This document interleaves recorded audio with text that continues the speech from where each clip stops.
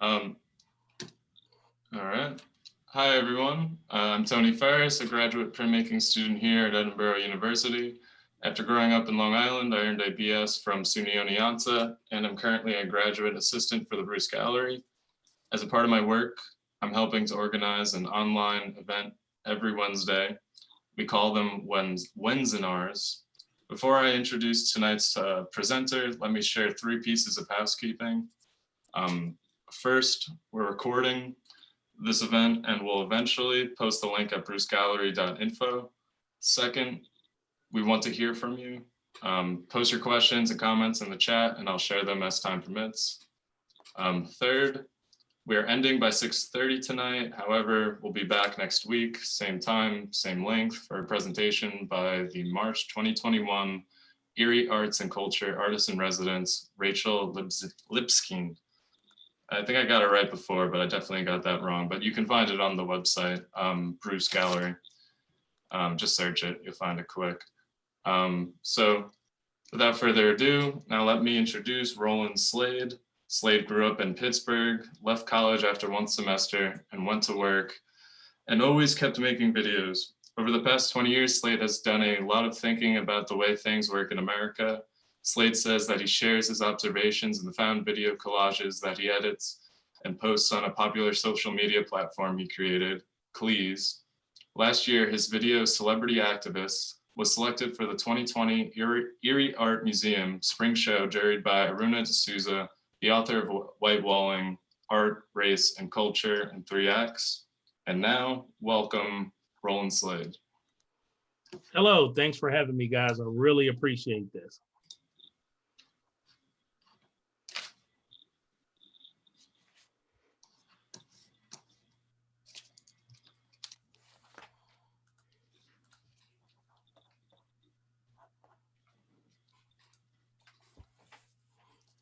I'm sorry, was I supposed to keep talking? Oh, my bad. That's where you start coming in, throwing the video. Just start doing your thing, my man. Oh, okay. So yeah, sorry. Yeah, no, that's all right. You know, like I said, this is my my first rodeo. Well, maybe my second rodeo, but definitely this is a new platform for me, so I didn't really know what to do. But I'm here to share and discuss some of my art pieces. And I believe I'm allowed to share my screen here. I believe so. And well, let me get this queued up first.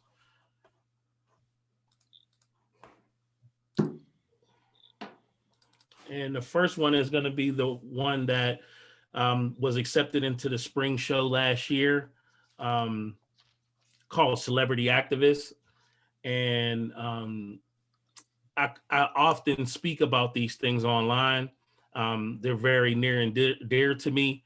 I believe that my community has set up celebrities as, you know, our mouthpiece, and it's seemingly in no other race does the entertainer speak on behalf of its people. So this kind of gives us a quick background into that. So like I said, let me share the screen here.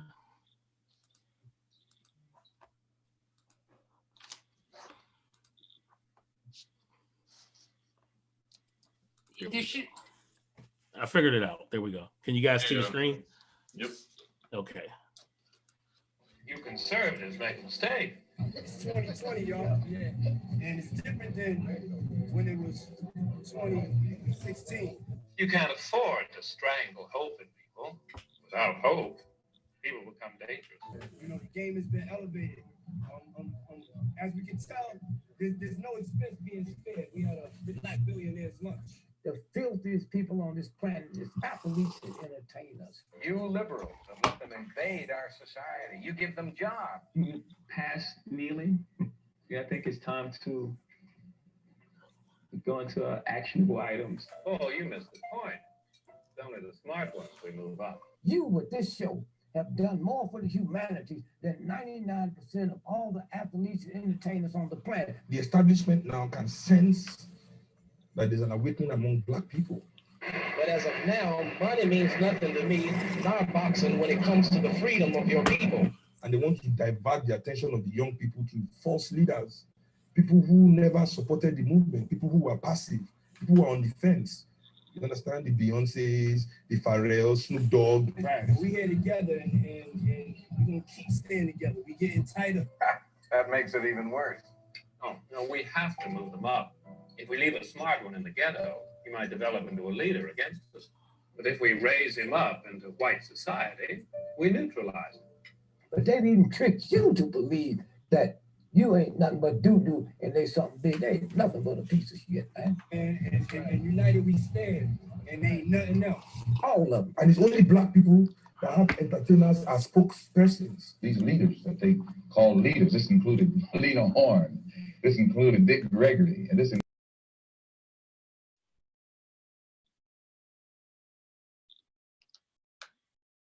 Volume stop for everyone else. is a white leader, or a dancer or a trumpet player is a white leader.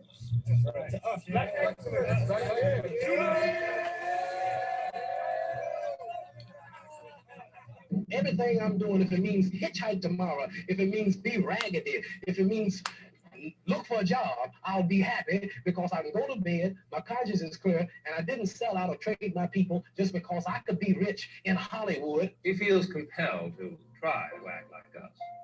He loses his identity and his racial anger. But I wouldn't want that damn yacht if I couldn't go back over in the black neighborhood and protest a black woman being raped. The hell with the yacht, the hell with the championship. He becomes alien to his brothers. They realize he sold them out and they grow to hate him. He becomes worthless to them and safe for us. And what is everyone doing? What is everyone can speak, like those Twitter people you talk, everyone can talk. Ask them what have they done.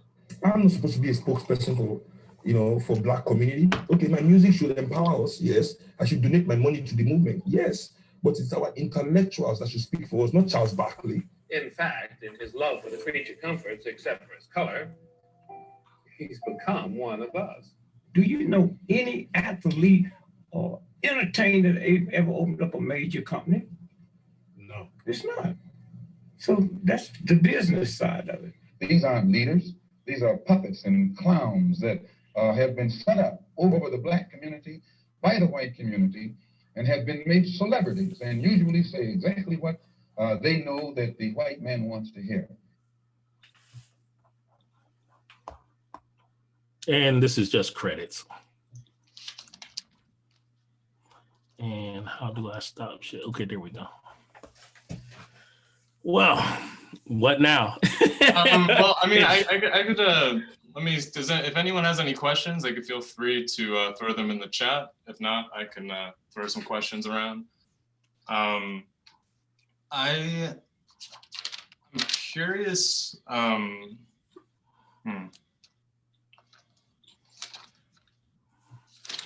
sec. Take your time.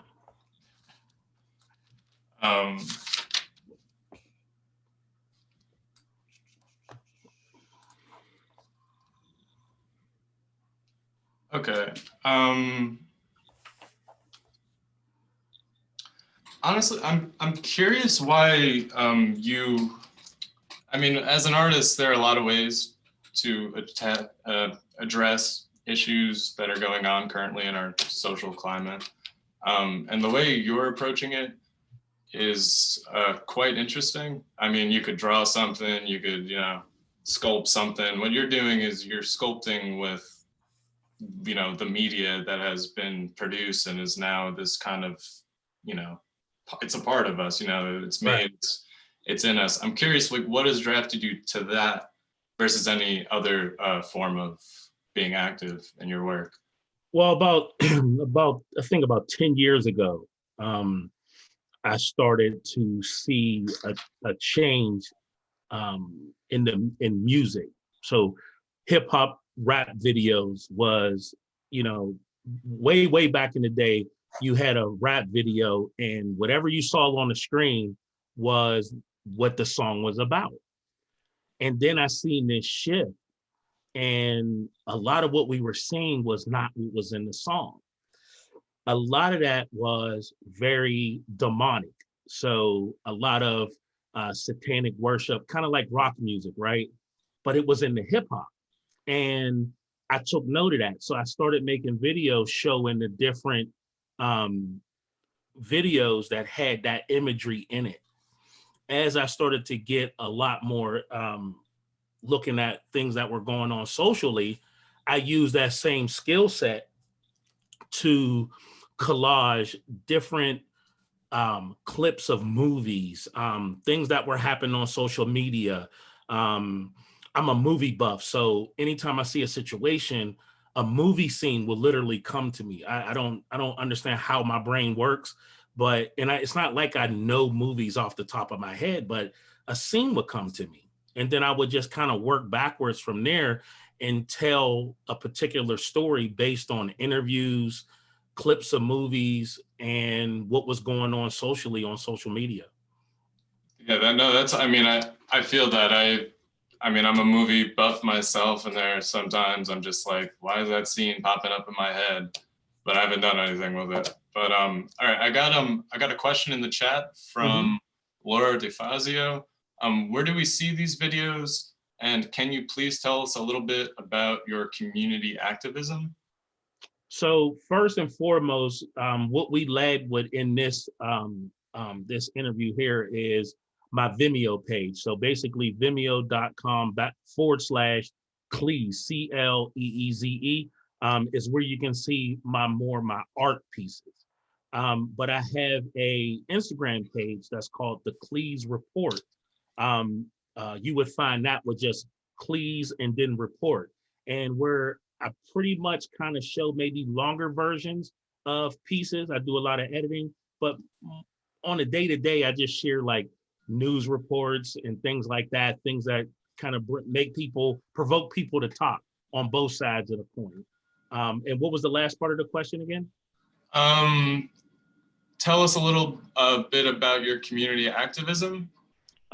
So basically in here in Erie, PA, we already know it, well, maybe we don't know, is that a few years back, there was a online article that said that Erie was the worst city in America for Blacks, where Black people's median income per family, per household is under $40,000 a year. And I got involved with different things that would be considered redlining in this city. So the McBride Viaduct project, the tearing down of the bridge that connected the north side of the east side to the south side of the east side, and we lost that fight. And then I'm also involved in the Bayfront Connector. They want to basically connect, the highways together, and we want more of a boulevard down there because during the summertime, me and my wife, we like to walk along the dock. We love the greenery down there and the wildlife, of course. So that's just a few of the things that I'm involved with. I do a lot of mentoring with young people. So that's kind of what I do. All right. We got some more questions from Lisa. You are critical of celebrities as being leaders of the Black community. Why is this a problem? And why is this happening? So, I'll just lead with this. I'm going to say some things that may shock your system. It may be very uncomfortable to hear, but these aren't just my truths. They're literal truths. You can see this if you do any type of research. We have probably about 100 billionaires that are, of course, white, and only 5, now I guess you can say 6, that are Black. Those people, 2 of them are outside of entertainment. One of them is a broker. He made his money on the stock market. And the rest of them consist of Michael Jordan, Tyler Perry, Kanye West, Jay-Z, and Oprah Winfrey, all people in entertainment. And they're not even generational wealthy. So to me, there's a article that's called The Decadent Veil. And what society does is they prop these Black people up as we can obtain this wealth if we just work harder. So what it does is they stand in that position to be the activists, to talk on these things. And it stops us from being able to get any headway on redlining, on predatory lending, just on all the issues that are happening in the Black community. One of the biggest being reparations. Why do you need reparations when you could just work harder? And they also misdirect too. So like Dick Gregory said in the piece, what Black celebrity has built anything that you can contribute that helped Black people as far as an infrastructure? You know what I mean? The last thing, now I own a hair salon, that's kind of the staple of the Black community, but yet and still, we're not building grocery stores, we're not building schools. I mean, even the LeBron James school is still a school system that's in the hierarchy of public school. It just has his name on it, and all the staff is predominantly white. So how is that, a Black boy, he sees a white woman 90% of his week? He doesn't see any positive Black figures, let alone Black men. So that's the reason why it's important to not, we don't have many intellectuals, but we have to stop propping up the celebrity. Just because you can bounce a ball real well doesn't mean that you should be able to speak on behalf of all Black people. I got another question in here, which is interesting. What is the significance of Cleese? Is that the name is that the name you use when creating your art, kind of like a pen name? If so, yeah. What made you choose it? It's funny because I've been in the city a long time, and I used to work for anybody that's lived in the city for a long time. They've heard of Hell South, and I worked on the behavior wing. And I would love to come up with a great story that said that there was this huge significance with the name, like it meant something. We end up finding out what the name Cleese was behind the scenes, but by no means did we use this meaning when this guy gave me this nickname. My first name is Roland. A lot of people called me Ro, and he used to just call me Ro Cleese. And when he was feeling real funny, he would say Ro Cleesy. And it just stuck. And I just kind of used it as an alter ego when I was creating videos on YouTube. Like, I was involved with YouTube before Google purchased YouTube. I was back in the days when you had freedom to really put stuff what you wanted on there. And like I said, I was calling out a lot of what was happening in the music industry, and it made a lot of people uncomfortable. And to be honest with you, if you look at the way videos are made by a lot of other creators, I would say that a lot of them really use my format by using images with hip hop beats that my son made for me, but using that rhythm, but not other people's music. Before that, a lot of people used a lot of Rage Against the Machine type of music, but I felt like I was the first one to really bring hip hop beats personally made by another artist into that genre. So no great meaning there, just kind of me taking a nickname. Well, I mean, I think a nickname has an immense amount of meaning. I mean, if you respect, it comes to you, you don't make your nickname. I've got a few, and I won't say it because, you guys didn't give it to me. I'm really interested on your views in music. How do you think, because I feel like the whole cloud rapper, we have a lot of rappers coming out right now that are influenced by this music that you're saying was developing into more fake or, demonic, misleading. So I'm curious what you think the new music, or how the new music is being affected by that, and more importantly, like how the disconnect translates through generations of hip hop. Well, I think that there's levels. There's in everything, there's always levels to it, right? So you can have, let's say you guys are all in school and you have a freshman come in and he grew up loving hip hop and he wants to make a hip hop song, and, you know, he likes to rap about even positive things, right? And the art of making music isn't what's demonic. Rapping or speaking poetry over music is not what's demonic. Yeah. It's the music industry that they get sucked into. So for instance, like I said, you have a person who wants to make music, right? What's the first thing that when you ask them, well, what do you want to do with that? I want to be rich and I want to be famous, right? So in this day and age of, like you said, the SoundCloud rapper, if you just wanted to make music, you wanted to create your art, you wanted to share your art, then you would just do that. There's so many, you would put it on your website, you would sell it. There would be no need for a hip hop contract, right? Yeah. But in order to get fame, you have to sign a deal. And whether you think it's a spiritual thing or it's a natural thing, you literally have to sell your soul. If soul means your belief system, your morals and values, then we'll call it that. Some people believe it's literally your soul, right? Yeah. Robert Johnson back in the early 1900s sold his soul at the crossroads. I mean, this isn't a new trope, right? This is still going on to this day.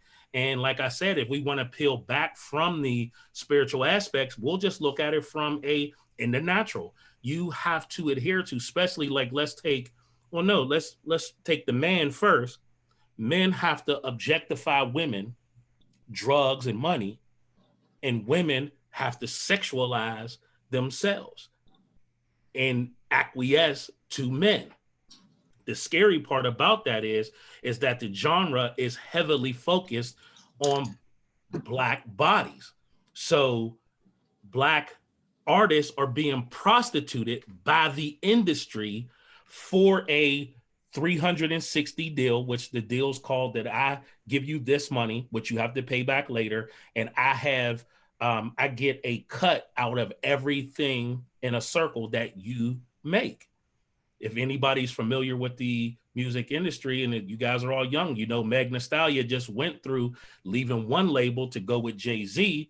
And while her deal may have gotten a little bit better, might have got a little bit more notoriety, she's still being prostituted by the industry, right? Jay-Z's just a vehicle.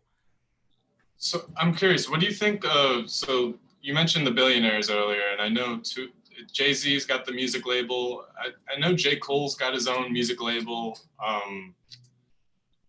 You gotta follow the breadcrumbs though.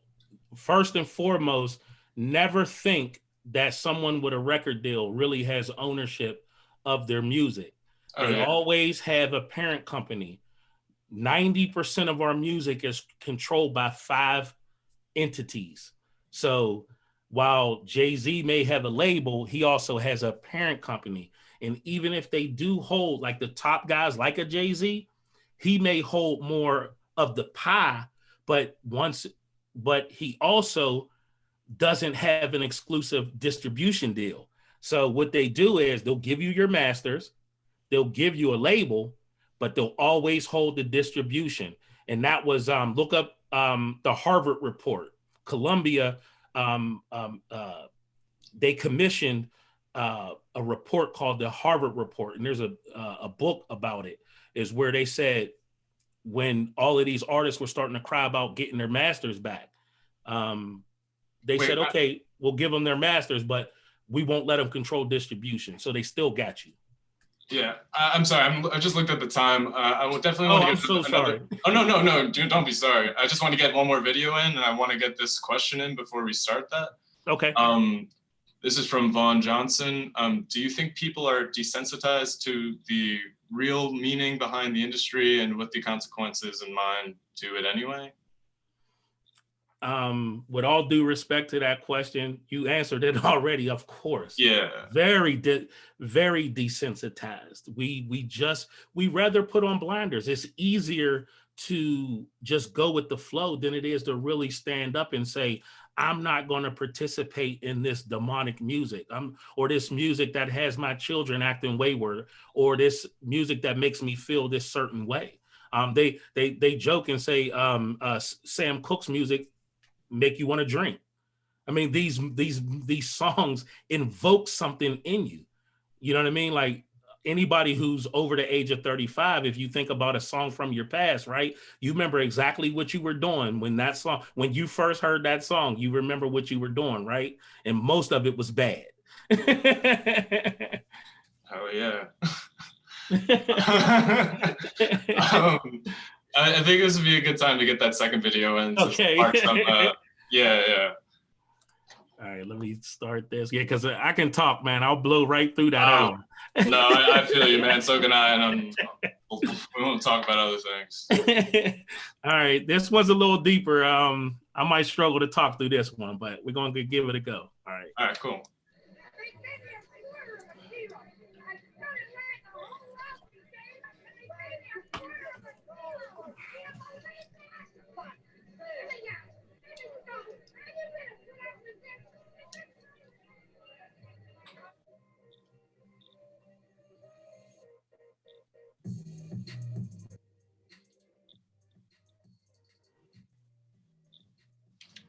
Volume's cutting out again.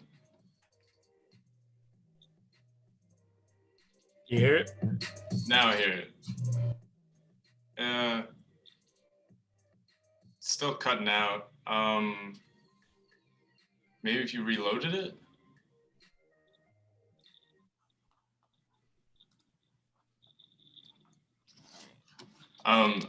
Worst case, I could always pull up the video too. If you're having issues. Yeah, I'm not playing it from the internet. I'm playing it straight from my desktop. So why don't you give it a shot and see if your connection's better? Okay, so I'm gonna have to share my screen quick. Grace suggests that you share it. There's a button in the corner. Do you see that? Her little. Wait, what? Don't share. Like when you share your screen, the white screen that pops up to click like which screen you want to share, there should be like a button in the bottom corner that like you can share your sound as well, so it'll come through our speakers clearer. Oh geez, I was just on it. You want me to give it another shot? I think I'm sharing right now, right? Okay. Yep, you are. Yeah. No, it should be good. I could pull it up quick. We were doing hunger, violence.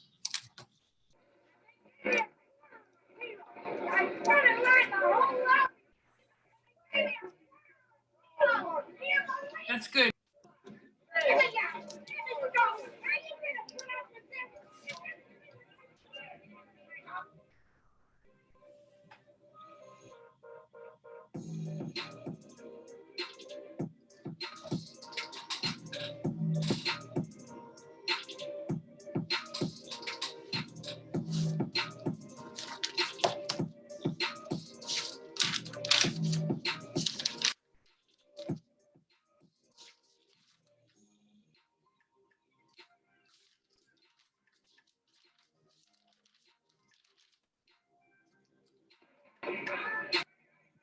Running out of the damn grate.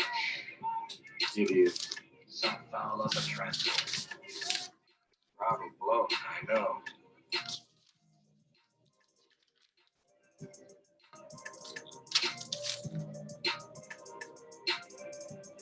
When you gonna make me enough? As soon as I get up the nerve. About 5 minutes, I guess. Better pass the word, right? See, their morals, their code. Bad joke. Dropped at the first sign of trouble. This is the police. This is the police. I'm asking you to disperse.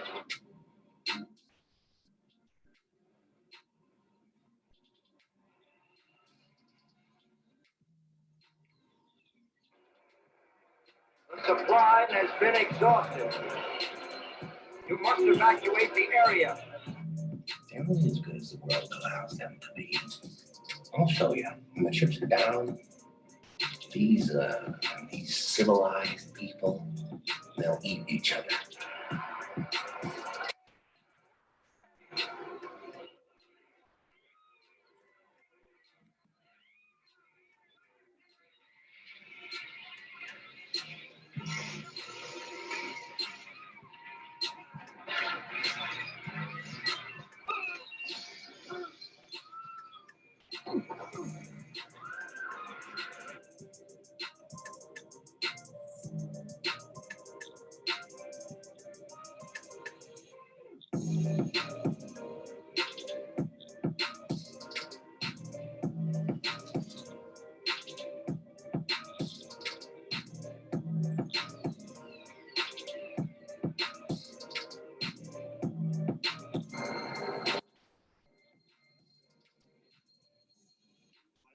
What's your problem?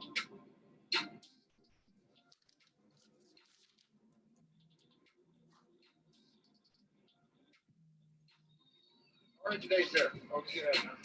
Thank you, sir.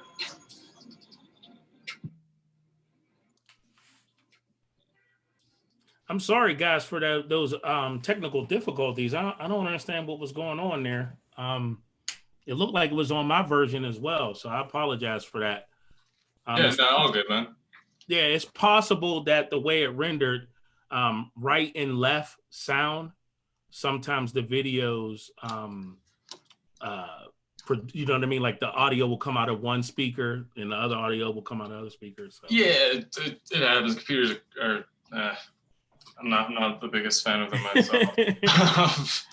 But so I really wanted you to show this one because I was really interested in you. To me, I'm seeing the working class and like, you know, if you're in the working class, consumerism seems to be a natural paradigm to be mashed up with it. I was curious of your use of Mickey Mouse and that specific cartoon in this one, and why you chose to use that. Because I'm just interested. I mean, Disney has such a large, you know, hand and has, you know, their fingers in so many things. So I think it's a good thing to use Disney to juxtapose to like the issues that you're using or displaying in your video. But I'm talking too much, but yeah, go on. You're all right. So the Disney one is another one. I'm not gonna say my age, but I remember those cartoons. And anyone who is, like I always say, south of 35, once you watch these old cartoons, you kind of get a different interpretation of what you were being shown as a kid. And that coupled with the Soiling Green movie, which a lot of people haven't seen, and what we went through, you know, at the beginning of COVID, really, it really spoke to a breakdown in the classes that at the end of the day, when there's no food, you have to divvy it up or you're going to have anarchy. So you have with the Disney where you had 3 people and they were trying to divvy up the food, but somebody was a little bit hungrier than their portion. And the rest of that cartoon is he kind of went off, I think it was Donald, went off the deep end and was trying to kill the cow. So how's that work? How's a duck eat a cow? I don't know, but but if you know the message behind in a lot of these, and this is why I started to put the credit in the clips, because I actually want you to go search these movies and I want you to watch these movies in their entirety. So the movie Soiling Green is they ran out of food and they were using the people as food. And they was divvying up each portion. Maybe I just blew the movie, huh? My bad. I bet half of the people here will forget what you said and might go watch it. So you got a daily portion of food, and they ran out of food. But the food wasn't real food; it was the people. Yeah. And, that's where that message came from, because I don't know how everyone else worked through that process at the beginning of COVID when the stores first shut down and when everybody went crazy with the toilet paper and stuff like that. But it was close to the darkest days that I've seen in my lifetime. It could have got real bad. It snapped back really quickly. It was only short, but when you start talking about systems breaking down, I don't think we realize how much in trouble we really are. We're really spoiled. Yeah, I agree. I'm gonna do a sign up before I read one of the comments that we have here, because The Dark Knight is one of many movies that puts out this revolutionary trope that, you know, and we see it all, you know, Hunger Games, Maze Runner, Snowpiercer. I mean, these are this is just off the top of my head, and seems to be a common thing in the last 10, 20 years more so than before. I mean, I could just be saying that because of my lack of knowledge of older film, but I'm curious how you feel these revolutionary movies kind of, you know, what's their role in, you know, the influence of, you know, just society, culture, how people are acting and how they're, you know, responding and their protests and whatnot. It's odd to me, being someone who looks at society and for lack of a better term, criticizes it. I'm not a fan of Hollywood, but Hollywood definitely has a lot of hidden messages in their movie, right? So is it something that they're trying to speak and tell a story, a hidden story so they don't get in trouble? Or is it a way to manipulate us into this subconscious on how we actually fight? But the scary part about it is that it seems as though except until recently with the Black Lives Matter chaos that ensued, you know, after George Floyd's death, we're not acquiescent. We're not rising up against the machine. I mean, even if you take the Capitol situation, that was still more Trumpers being angry about an election. It's not really the fight against government like you would have saw, like you see in a lot of these movies where they're rising up, they're unifying, and they're rising up against a totalitarian, you know what I'm trying to say, system that's oppressing them. And what's sad is that as a Black man, and by no means am I making the call for this to happen, but in some instances, you would feel like with the level of oppression that Blacks have felt, especially over the years. And listen, don't get me wrong. Me personally, right now in this chair, in my home that I own, am I being oppressed? Of course not. But I'm talking about early 1900s, all those race riots where this violence broke out.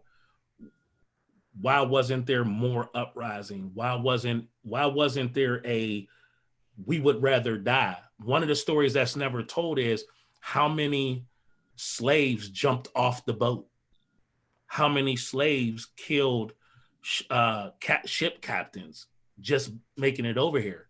You know, they just make it seem like that story is just, we just kind of like, we laid down, but there's many Black bodies that have spilled blood trying to get freedom. And I just don't think we've kind of rolled over a little bit on that. And like I said, my point is my neighbor, you know, my white neighbor is not my enemy. I'm talking about the system. You see what I'm saying? So it's not a Black against white. It's a Black against the system of oppression. So there's a difference. That leads me to a question which slides smoothly into this. The Black Panther movie by Marvel, the whole story in that's kind of weird where his brother is the evil guy, or at least evil quote unquote, but what he's fighting for is spreading the technology to the, you know, disadvantaged Black communities around the world. And, you know, Black Panther's like, no. And then, the whole movie kind of tries to frame it like that's the Black Panther's right. But, you know, in a real world application, it seems kind of funky. Well, you have to understand too, that these movies, if you're talking about a big studio, a lot of these movies will not get made unless you listen to what the studio wants. So for instance, there's a movie called Hidden Figures, right? I know you've all heard of the white savior trope, right?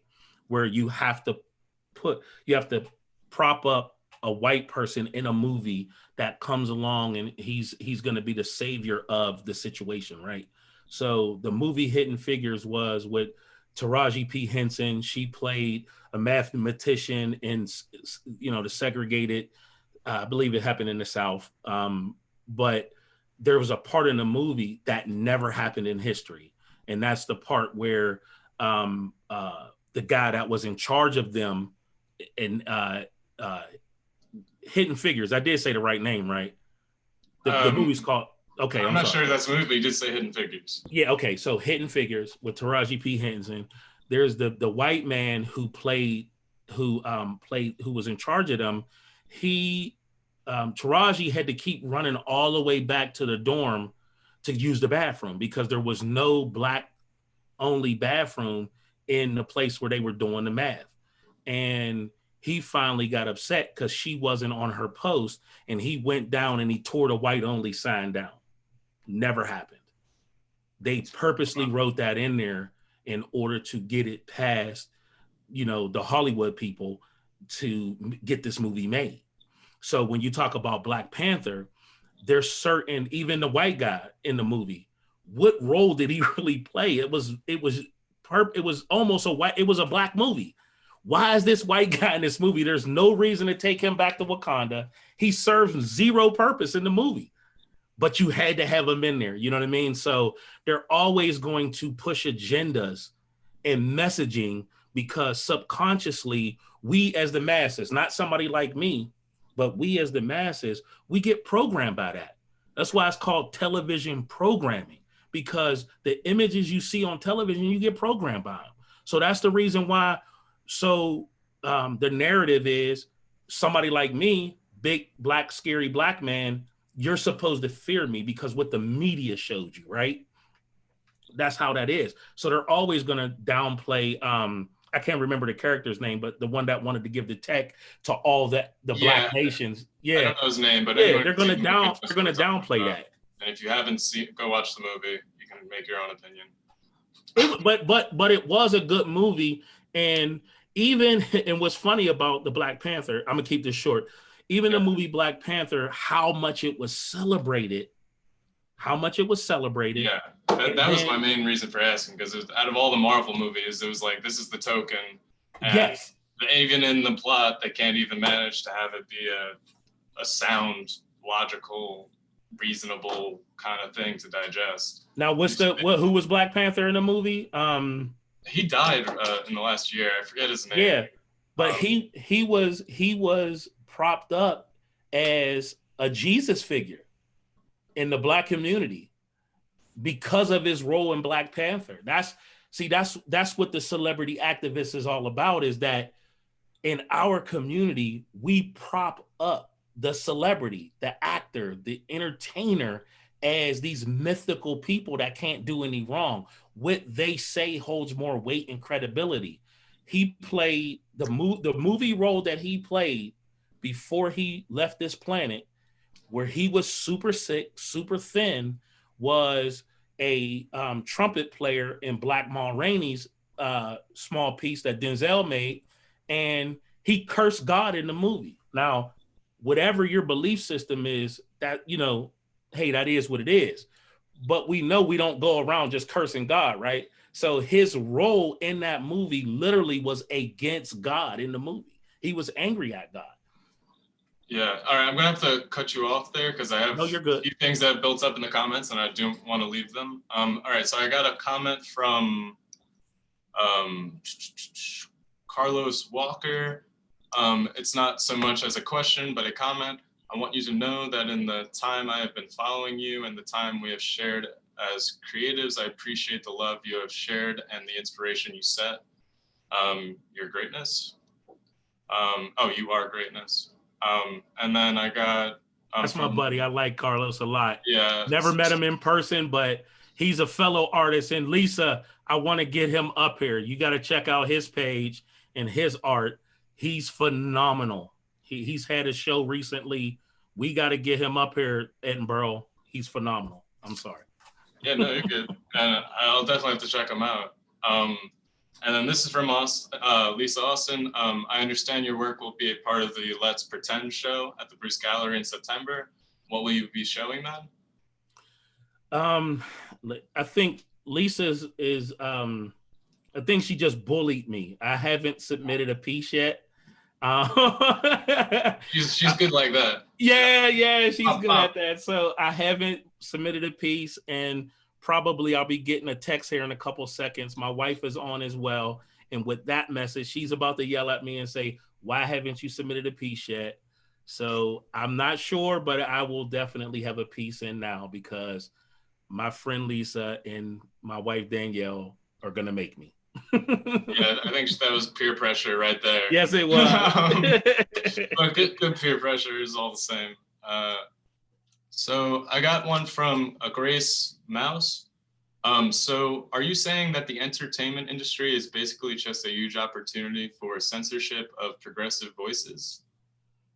If you want to be famous, absolutely. It's a you can be progressive in the industry, but how much you grow, how much money you accumulate will definitely be dictated by what you say.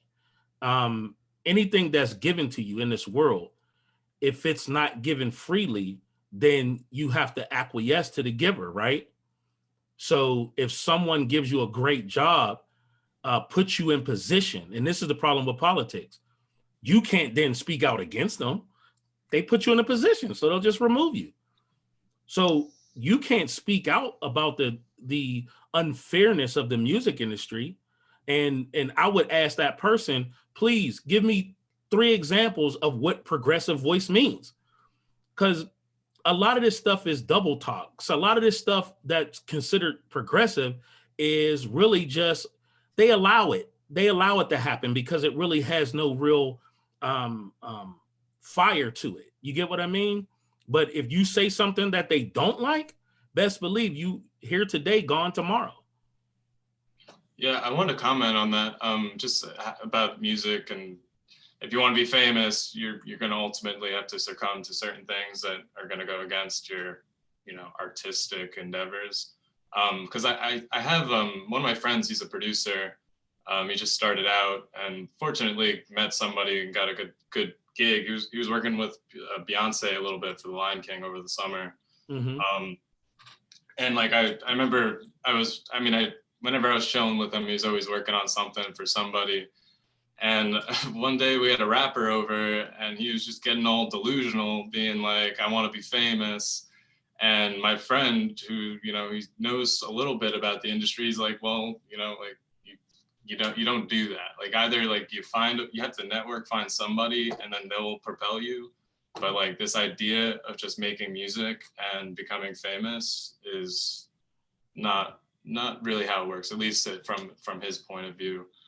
No, he's absolutely right. You get ushered in. But that person's not always someone who is seen by us, meaning it's not that you meet Jay-Z or Beyonce, it's the power people behind the scenes that propel you. Exactly. Yeah, they put your stuff, they stream your stuff. I mean, even somebody like Drake has been accused of his label or the people that are above him buying streams. This stuff is still happening to this day. Before they call it payola, they go into a a radio station and drop a suitcase full of money and say, "Play this record ad nauseum." Yeah, and also I know there's a thing where like if I want, like, say if Jay-Z or J. Cole is gonna rap on somebody else's album, it's usually like they get paid. Like if I'm like a low rapper and I want a big rapper, I pay them. They come on the track, and then that gives me clout. Yes, those are collabs. But J. Cole, when he came out, he actually had a hit record with no collabs, 0 collabs. So yeah. I mean, but J. Cole, Kendrick Lamar, they're what we call anomalies, and even with them, you can have some positive, but listen to the rest of J. Cole's album; it's not all positive. Still degrades women. Still, you know what I mean? There's still going to be concepts in there that are not what you would want your 14-year-old daughter listening to. Agreed. Yeah. No. I think that's that.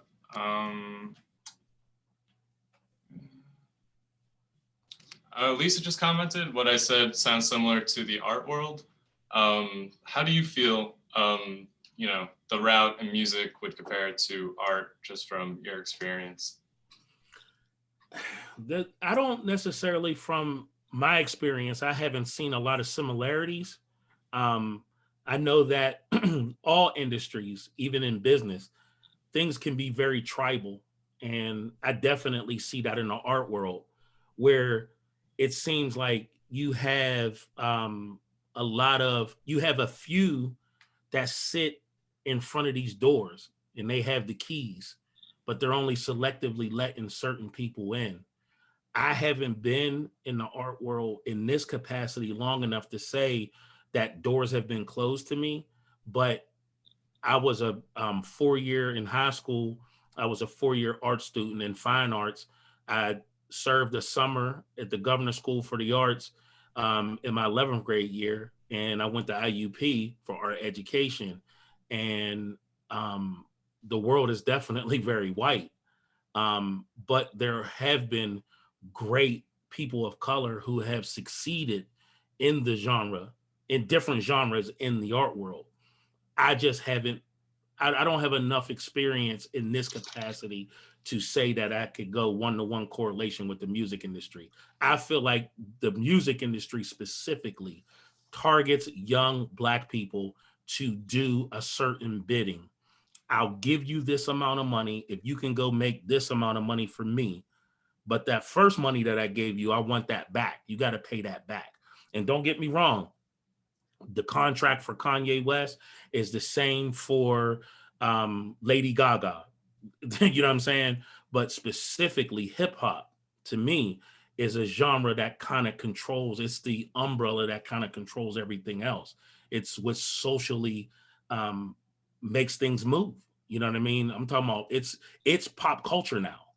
They just don't call it that, but hip hop pretty much makes everything else move. So if I can get an influencer in the music industry, I'll give you an example real quick. Jay-Z just sold half his ownership of Ace of Spade. Ace of Spade is a champagne that costs $350 a bottle and up, right? Depending on what class it is. It's made with a grape that's considered a table wine grape, right? The only reason why they can charge that money is because Jay-Z was part of it. When he first got involved with Ace of Spades, he said it in a song. And I can take that back all the way back to when he was talking about Belvedere vodka, all the way back to when Billy D. Williams was talking about Colt 45.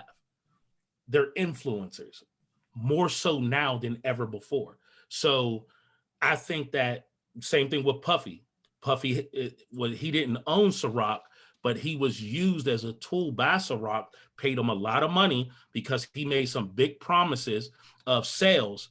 Ciroc was a vodka that nobody drank, and now everybody drinks it. They probably got licorice flavor. They got 9 flavors of Ciroc because of Puff Daddy, and that's taking advantage of the Black community because we have the least amount of wealth, but we spend the most money on things that don't gain us anything. Why is anybody Black from, making $500,000 in down in a club, spending $350 on a bottle of champagne? Why? You understand what I mean? So they're leveraging fame to get in our pocket. I hope that answered your question. I'm sorry. No, I think that did. I'm curious because it seems to be, you talk about the influence of celebrities and stuff and how, that can go bad, go wrong with, saying things and doing different things in music video. I'm curious how you feel younger generations' viewpoint on hip hop versus more, art, and how that would play into the lack of diversity in art versus hip hop. That's a good question. I feel like young people who consume music consume it on a level of their experience. So a white kid from the suburbs listens to music as an entertainment value, whereas a Black kid from the inner city listens to music as that person speaking for me. So in the art world, from my interpretation, the art world, a lot of the white artists, they interpret their world around them using the different mediums that they use as that interpretation. It matter of fact, I almost liken it to the medium that I use, right? I'm not using paint, I'm not using clay, I'm using something that doesn't cost me anything. See, you could say that people of means are the ones who can participate best in art. I'm not saying people without means can't, because there's a lot of famous artists also that made art out of junk, right? But from my perspective, in my world, we're more in survival mode than trying to make art. So what we do is when we consume music, we are speaking from it, we're listening from a perspective, that's my life. So a music artist from Chicago that is making drill music, whether or not he lives that lifestyle or not at any point in his life, he's identifying with the kid who actually is growing up in that circumstance. Whereas a white kid who can't even find a way on the map to that area would just listen to drill music because it got a nice beat, because the words are nice, or he can flex with his buddies, but he's not identifying with the music. And I think in reversal, that's kind of what happens with art. You don't, I was blessed. I grew up at a time where my art teacher, like I said, 4 years straight in fine arts, my art teacher actually took me in her car, her own money, her own car. Maybe she got a stipend from the school, but I doubt it. She drove me to Seton Hill College to be in an art show. That was the type of experience that I had. But Black kids from the inner city aren't all having that same experience. So they're not really getting to digest art the same way. Yeah, no, I mean, the whole reason I try to think, why does anyone even get driven to do art? I mean, it's obviously not the most logical way to go about life in terms of making money or like putting food on your table or, Right. I mean, like my dad's an electrician, just be an electrician, make some money, but. Well, art is expression. That's what I'm saying. So we have been conditioned to express ourselves in poetry, in sound, in things that, like I said, doesn't cost us anything. I can write something down. I mean, back in the day, when I was growing up, we used to beat on the table at lunchtime. You are the instrument. You know what I mean? There was a thing called beatboxing. You know what I mean? So Black kids are raised to make expression in a different way, maybe than maybe suburban white kids. When the parents have art on the wall and they're speaking that language, then you know what I mean? Then that's what you're kind of going to gravitate towards. To me, white kids more rebel with music because it's something that their parents don't like. Man, nowadays, most 30, 40-year-old parents is listening to the same music that their kids are listening to. So, you know what I mean? There's no rebelling for us in a sense. We actually went right down to the dot. It's exactly 6:30, and I believe that's time to end this talk. So just closing out. Thank you again for coming through. Thanks for having me. Yeah, no, always a pleasure to get a new artist through here and give us some talking. I believe if there's anything else, any last words you want to say, and then we'll head out. Like I said, I just want to thank you guys for the platform. I don't see many faces. I see a bunch of names, but hopefully I gave you guys what you were looking for. I'm very involved in my Please report. So if anybody has any additional questions, go to my IG, hit me in my DM, and we can chat. As you can see, I love to talk. I love to give perspective on things that's going on. And I just appreciate the fact that somebody's willing to listen to what's up in this crazy brain of mine. Our artists are good for that. It's getting the other people to listen. You guys have a beautiful evening. Thank you. Yeah. Have a good night, everyone. Again, Roland Slade, thank you. Have a good night, everyone.